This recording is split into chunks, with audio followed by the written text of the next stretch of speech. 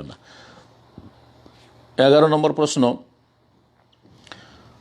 বলছেন এক ভাই যে দুই ভাই এক বোন, এই পরিবারে মা বাবা দুজনই আছেন।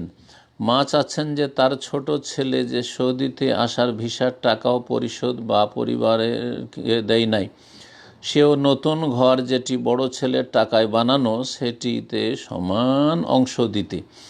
এখন এখানে কি বড় ছেলের প্রতি জুলম হচ্ছে না? হ্যাঁ, অবশ্যই জুলম হচ্ছে। আর আমাদের দেশে অধিকাংশ বাবা মায়েরা যেসব ছেলেরা টাকা পয়সা সংসারে বেশি দেয় তাদের উপর জুলম অত্যাচার করে।